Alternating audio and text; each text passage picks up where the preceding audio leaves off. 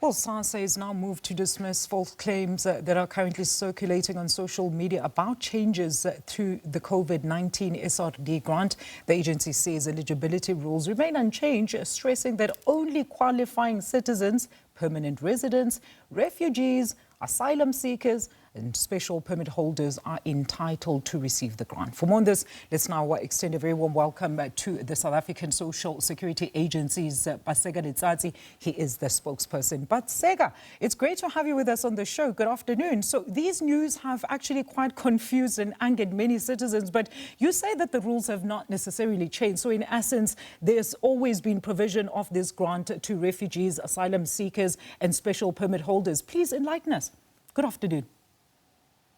Good afternoon, Alicia. Look, I think we just want to be very clear that the rules have not changed.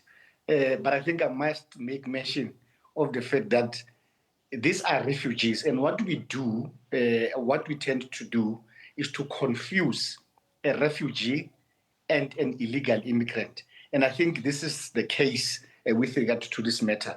Because as the South African Social Security Agency, there is absolutely no way in which we can administer any grant to a person who is in this country illegally.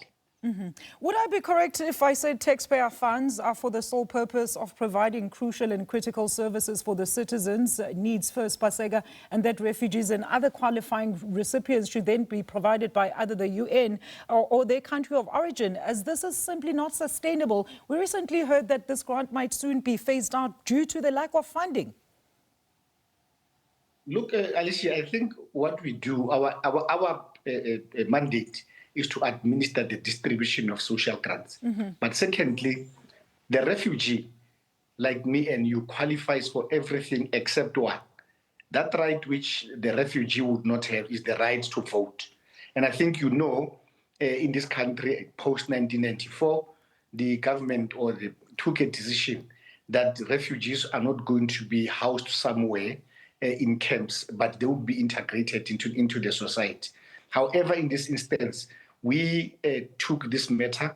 We were not paying the refugees until the High Court in Western Cape compelled us to do the payment. And I think, Alicia, you know very well, if we defy the court order, I'm sure you know that both the Minister of Social Development and the CEO of SASSA will then be arrested for contempt of court. And the problem, though, Paseka, is how is SASSA then able to effectively verify that these monies are paid to properly vetted individuals as per qualifying criteria? We saw the corruption scandal involving some of your officials, as well as the rot starting from the border to Home Affairs, with officials colluding to issue fraudulent documentation. A foreign national was arrested with scores of SASSA cards, and these stories are prevalent. The trends also tend to change in how they actually defraud the state. Are these not valid concerns, though, from tax-paying citizens? Of course, they are valid concerns. But remember, Alicia, when a person presents themselves to a SASSA official, it is not the duty of a SASSA official in this instance to judge this person. As long as a person presents a valid document, it is the responsibility of an official from SASSA to make sure that they administer the distribution. Unfortunately, Alicia, in this case, if the document that is presented to us is valid, there is absolutely nothing that we can do, but we are obliged by law to make sure that we process the payment.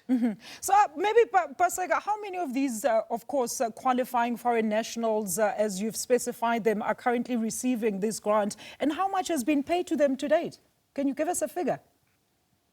Yes, we will. I think what we must do, and I'm just appealing to you, Alicia, let's say refugees, because I'm sure if you say foreign nationals, people will start thinking about illegal immigrants. One, I think I can tell you by now, we're about 12,000 beneficiaries who applied, and close to 3,000 to 4,000 of them were not granted. But I think about 8,000 of them would have been processed and agreed so far. And I think we have disbursed about $1 million in this year to this particular foreign nationals in terms of the 370.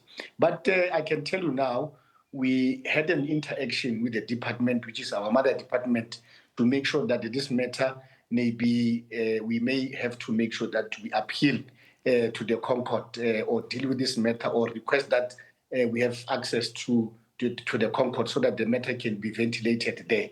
However, we just want to put it on record to the South African public that what we are simply doing now as an organization is to implement the court order. And unfortunately, we can't defy what the court order which was taken, and it's upon us as an organization to implement what the court order says.